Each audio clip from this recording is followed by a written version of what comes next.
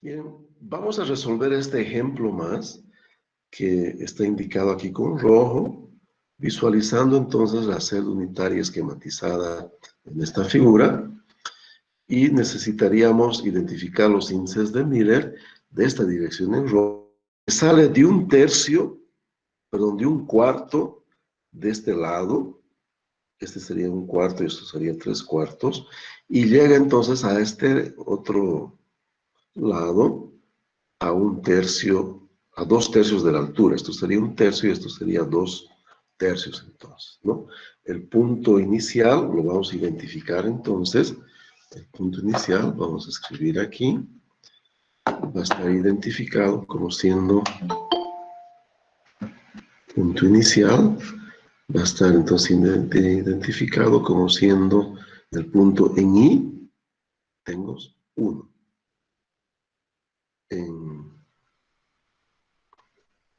No, está un poco lenta la imagen. En I tengo 1.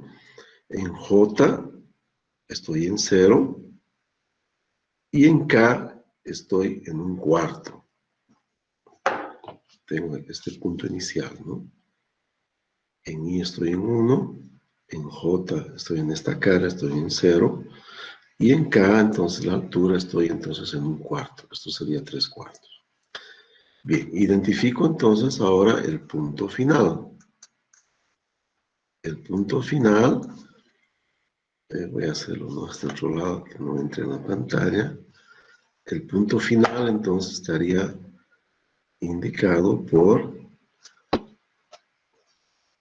miren, en I estoy en la cara que pasa por el origen, entonces en I estoy en 0. En K, perdón, en J estoy en esta cara que corresponde entonces a la coordenada 1. Y en J estoy en 2/3, ¿no? Esto es 1/3 y esto es 2/3.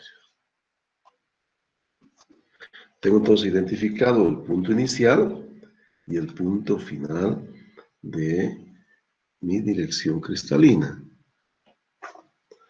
Ahora entonces, resto del punto final, el punto inicial, de una manera muy sencilla, coordenada por coordenada, 0 menos 1, menos 1. El índice de Miller va entonces con negativo arriba. 1 menos 0, 1. Y 2/3 menos 1/4, vamos a hacer aquí al ladito, 2/3 menos 1/4. Puedo entonces multiplicar para poder hacer la resta, ¿no? Puedo entonces multiplicar esta fracción por 4, me quedaría entonces 8/12, menos, esta puedo multiplicar por 3, me quedaría entonces 3/12.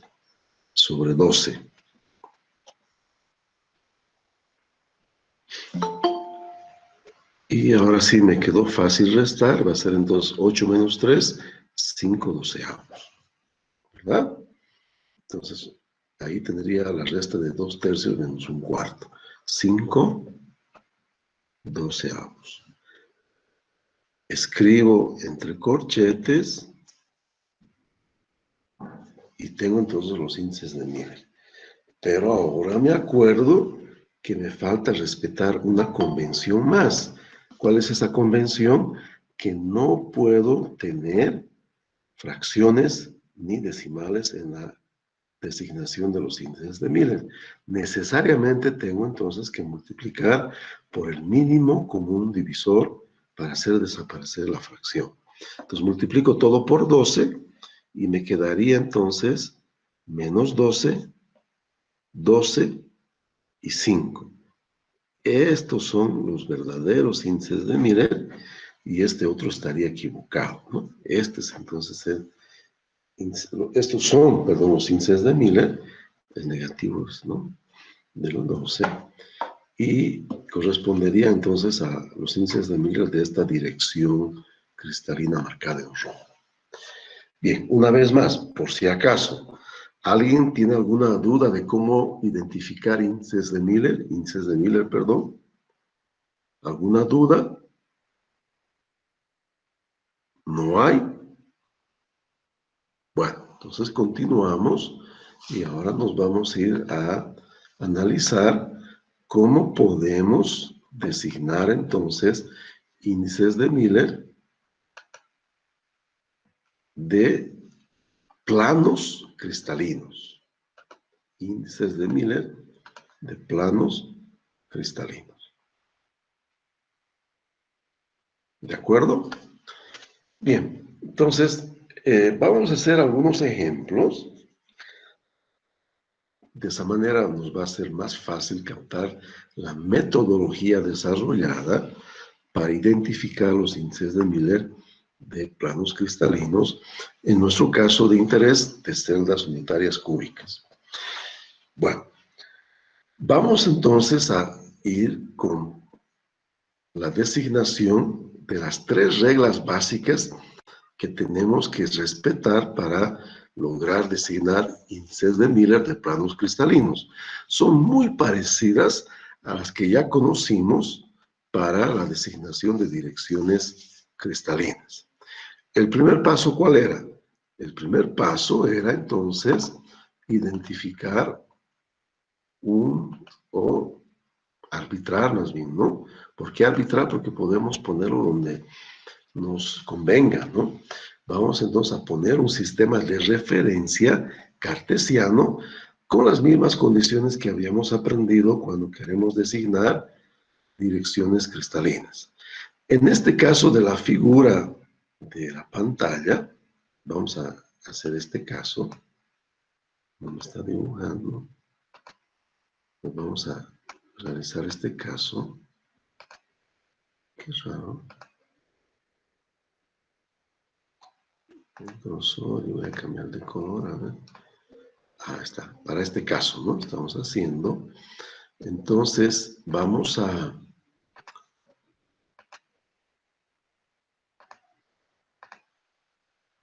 simplemente, para cambiar nuestra perspectiva, poner el origen aquí, ¿no? En el cuadro, entonces, que está justamente frente a la pantalla, ¿no? Este sería nuestro origen.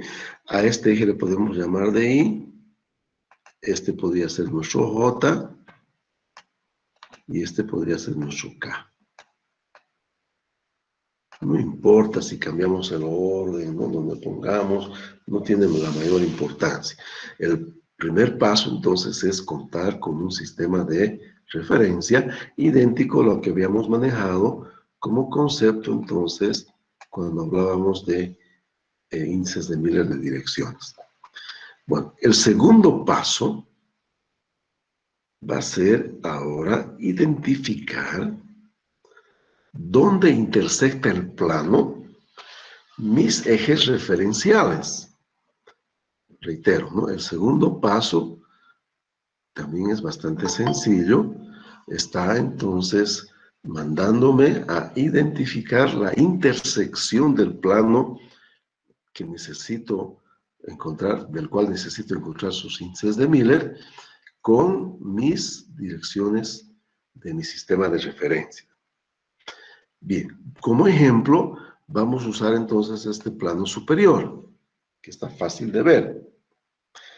Yo me voy entonces a apoyar con, ¿no?, la escritura en este papelito para poder entonces identificar las intersecciones con el eje I, con el eje J y con el eje K, ¿no? Entonces aquí abajo voy a escribir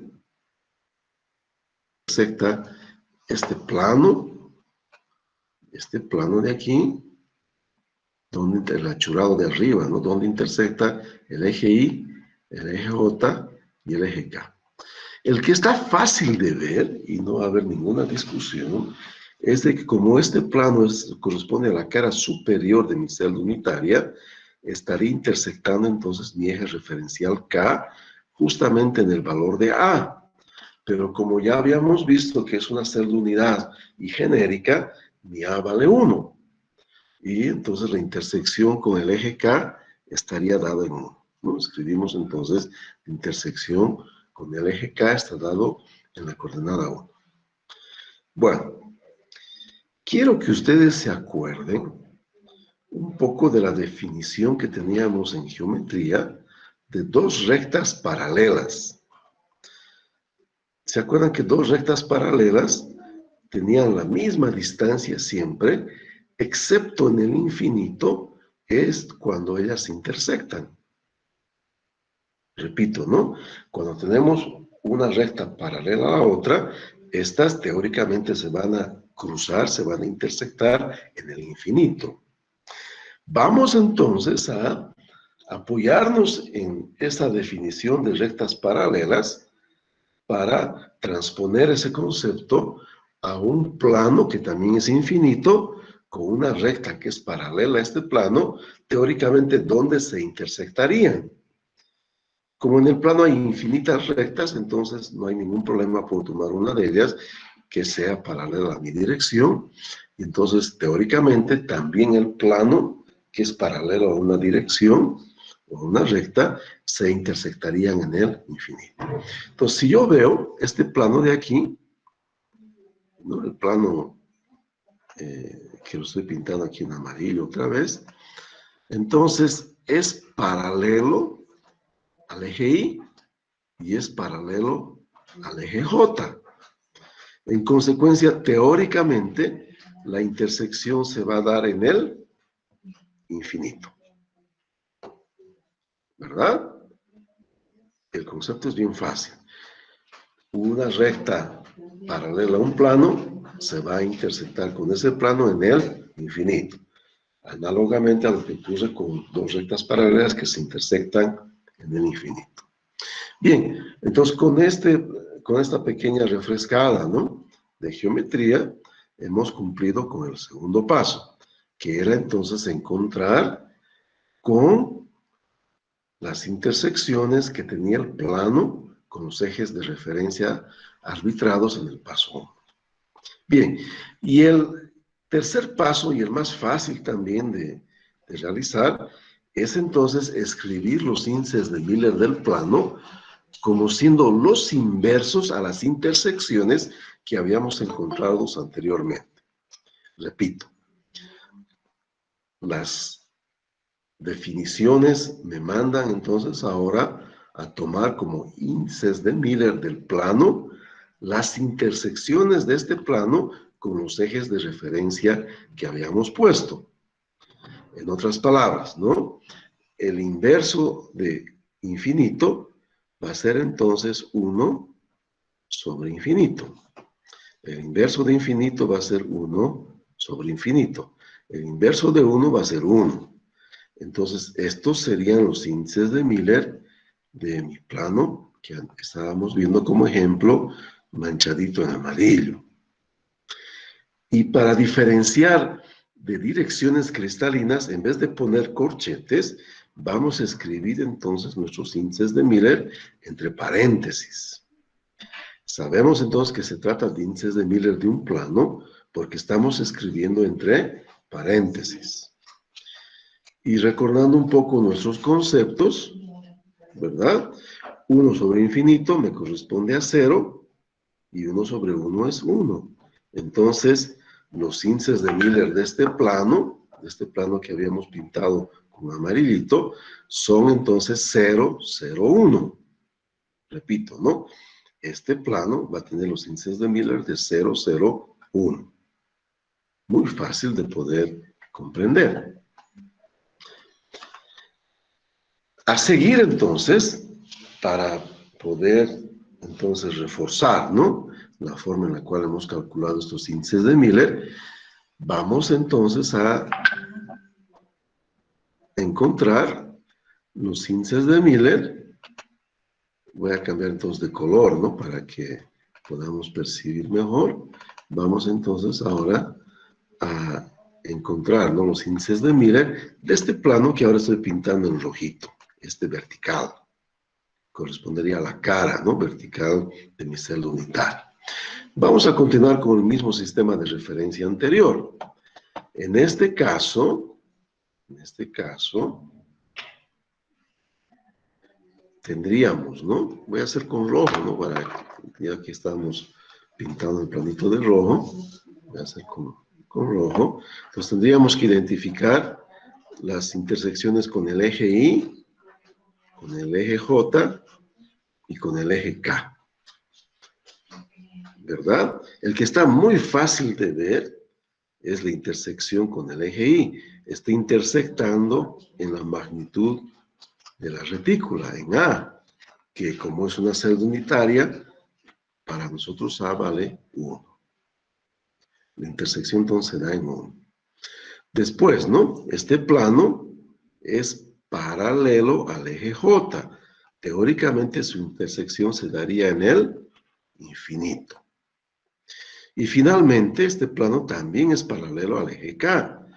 Y teóricamente la intersección se daría también en el infinito. Listo. Concluimos la parte pesada y ahora viene la parte fácil, ¿no? Tomamos como inversos a las intersecciones los índices de Miller. Entonces, invertimos 1, invertimos infinito, 1 sobre infinito es 0. Invertimos infinito, 1 sobre infinito es 0. Ese había sido el plano 1, 0, 0, que lo escribimos entre paréntesis justamente para diferenciarlo, ¿no? De índices de Miller, de direcciones que se escriben entre corchetes. ¿Qué hubiera pasado si se me ocurría a mí cambiar mi sistema de referencia? Por ejemplo, ¿qué tal si mi sistema de referencia yo lo pongo, entonces con origen aquí, y entonces esta va a ser mi dirección, ¿no? K, esta mi dirección Y, y esta mi dirección, entonces, esta es mi dirección J. He cambiado mi sistema de referencia. Y si yo quisiera designar los índices de Miller de este plano con ese otro sistema de referencia, llegaría entonces a la conclusión, ¿no? De que prácticamente no cambiaría, ¿verdad? Lo único que cambiaría sería de posición mi índice de Miller de la unidad. En este caso, ahora estoy intersectando, miren, mi eje J y JK, hemos designado, ¿no? Estoy intersectando mi eje J en 1 y este plano es paralelo a IK. Entonces, con el cambio simplemente de sistema de referencia, hemos llegado, ¿no?, a la conclusión que mis índices de Miller, no obstante que se trata del mismo plano, ahora sería el plano 0, 1, 0. Una vez más, esto nos demuestra de que existe una familia de planos. En otras palabras, en estos planos que son de la misma familia, todas las propiedades van a ser iguales. Y en el caso de analizarse, ¿no?, estos planos que son de la misma familia, lo vamos a hacer de la misma manera que hemos hecho con lo que eran entonces las direcciones cristalinas. Si yo quisiera designar la familia de planos que son equivalentes a este, ahora voy a ampliar un poquito la figura, ¿no?, para que podamos ver mejor, que son de este mismo comportamiento. Entonces, ¿cuáles serían esos planos? Esta es la cara de mi celda unitaria. Entonces, ¿cuántas caras hay? Hay 6. Entonces, en esta familia van a haber 6 planos. ¿Cuáles van a ser esos planos? Una pichanga, ¿no? Esos planos de la familia 1, 0, 0 van a estar constituidos por ¿qué planos, no? Van a estar constituidos por el plano 1, 0, 0, el 0, 1, 0, el 0, 0, 1, el 0, 0, menos 1, el 0, menos 1, 0, y el menos 1, 0, 0. ¿Cuántos son? Son 6. 6 caras, 6 planos. Y por convención, cuando nos queramos referir a toda la familia de planos y no solamente a un plano en específico, vamos a escribir entre llaves a los índices de Miller. respetando las anteriores convenciones, negativos sobre el índice de Miller, separadores, espacios vacíos, y no usamos fracciones. Si estas aparecen, multiplicamos entonces los índices de Miller por el mínimo común divisor para obtener entonces números enteros, ¿no? Como índices de Miller. Entonces, esta familia de planos 1, 0, 0, escrita justamente para designar como familia de planos entre llaves, correspondería a este conjunto de planos que tienen entonces el mismo tipo de comportamiento, ¿no? Van a tener las mismas propiedades. Todo es idéntico en estas direcciones y yo puedo llegar, ¿no?, a designar un solo plano con todos estos índices de Miller, solamente cambiando dónde ubico mi sistema de referencia. Por la importancia, voy a repetir entonces, una familia de planos, o sea, planos que son idénticos por la simetría que presenta mi celda unitaria cúbica, es designada entre llaves. Y ese conjunto de planos tiene todo igual, ¿no? Son equivalentes por ese motivo. Bien. Un detalle que es muy importante. Miren, los índices de Miller no tienen por interés entrar en conflictos con la matemática. Nosotros usamos los índices de Miller por una razón muy simple. Necesitamos identificar direcciones y planos en estructuras cristalinas porque estas tienen comportamiento anisótropo. Por ese motivo, entonces, somos prácticos, necesitamos los índices de Miller y no queremos entrar en conflictos con matemáticos, ¿verdad? Bajo esa premisa, voy a pedirles entonces que analicemos este plano de aquí abajito, este de aquí, tal como está en la figura. Yo voy a tratar de modificarla para que podamos ver mejor. No me está respondiendo por algún motivo. Es por el lápiz. Voy a dejar de dibujar. Ya. Igual, ¿no? No me está queriendo responder. Y bueno, voy a ver si puedo aumentar con esto. No se mueve. Hay algún problemilla, ¿no?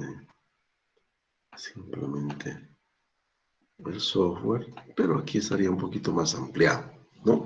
Tengo entonces este plano que, miren, está uniendo la diagonal principal, la diagonal de la cara superior con la diagonal de la cara inferior, tendría el plano achurrado. Si este es mi origen, de mi sistema de referencia, mi plano estaría pasando entonces por 0. Y si yo quisiera escribir los índices de Miller de este plano, no sé, yo quisiera escribir los índices de Miller de ese plano, entonces, ¿cómo me quedaría? ¿No? De este plano, ¿cómo me quedaría? Entonces, vamos a escribir, y como ya tenemos, ¿no?, el sistema de referencia, vamos a escribir solamente las intersecciones de los ejes de referencia con lo que sería entonces el plano, este plano vertical, ¿no? Bueno, entonces comenzaremos, este va a ser el I, el J y el K. Entonces vayamos primero con I. Voy a escribir entonces I, y quiero saber dónde intersecta mi plano, mi eje I, ¿verdad? Bueno, podría visualizar, ¿no? El plano está pasando por 0, ¿verdad? Está muy claro ahí. Entonces, pasa en I por 0. Si yo analizo mi plano en función de J, caramba, ¿no? Me queda la duda, ¿verdad? Pero también entonces viendo un poquito mejor, también está pasando por cero. Ahí claro, ¿no? Está pasando por cero. Y en el eje K, aquí me queda realmente la duda. ¿Por qué? Porque esta dirección está contenida en este plano. Entonces no lo intersecta, sino lo contiene. Uy. Bueno, yo tal vez extrapolando, ¿no? Yo podría pensar, caramba, si yo pienso que hay un diferencial de distancia entre mi dirección y el plano, ese diferencial me diría entonces que son paralelos y teóricamente podría intersectarse entonces en el infinito, ¿no? Son paralelos, su intersección va a ser en el infinito. Bueno, entonces, bajo esa perspectiva, voy a escribir entre paréntesis mis índices de Miller, tomando entonces los inversos como las intersecciones, los inversos a las intersecciones como índices de Miller. 1 sobre infinito está fácil, ¿no? Es 0. Pero ¿cuánto es 1 sobre 0? Si yo hago en mi calculadora, me sale overflow, error. Si yo le consulto a un matemático, me dice que eso es una indefinición matemática. Y yo les comentaba entonces que nuestro interés no es entrar en polémica con la matemática, pero lo que sí está claro es que no es 0, y tampoco es 1 y tampoco es infinito, ¿no? 1 sobre 0 no está definido por la matemática, es una indefinición. Nos trancamos. Pero como mi interés es simplemente designar ese plano, ¿para qué me hago problema? Lo único que podemos hacer es cambiar el sistema de referencia. Por ejemplo, podría poner mi sistema de referencia aquí.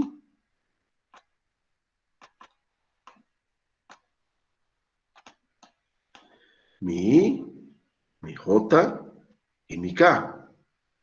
¿Dónde estoy intersectando mi eje Y? En 1. Mi eje J en 1. Mi eje K no lo intersecto, es paralelo. Entonces, este va a ser el plano 1, 1, 0.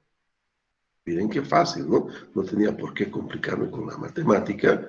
Y eso es lo que hacemos cuando llegamos entonces a un pequeño impasse, ¿no? Con la matemática, cuando necesitamos entonces designar índices de Miller.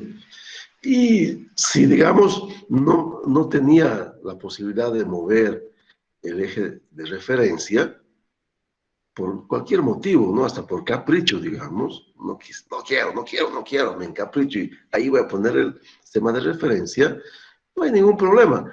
Puedo tomar un plano de la misma familia, ¿verdad? Este plano de aquí al ladito es de la misma familia que este, porque me está entonces uniendo, miren, una diagonal de la cara superior con otra diagonal de la cara inferior, y lo mismo que pasaba en esta situación. Y de esta manera entonces yo puedo identificar los índices de Miller de este plano que es de la misma familia, ¿no? En este caso, si esto es mi eje Y, tendría aquí 1 como intersección y 0. Entonces este es el plano 1, 1, 0. ¿Cierto? Muy fácil de comprender la forma con la cual nosotros podemos entonces identificar planos cristalinos. No hay ningún inconveniente cuando llegamos entonces a tener cierto, más que impasse podríamos decir, ¿no? Cierta incoherencia con la metodología, ¿no? Que tenemos para definir los índices de Miller. Lo único que vamos a hacer, o cambiamos de sistema de referencia, o entonces nos acomodamos a designar índices de Miller de un plano de la misma familia.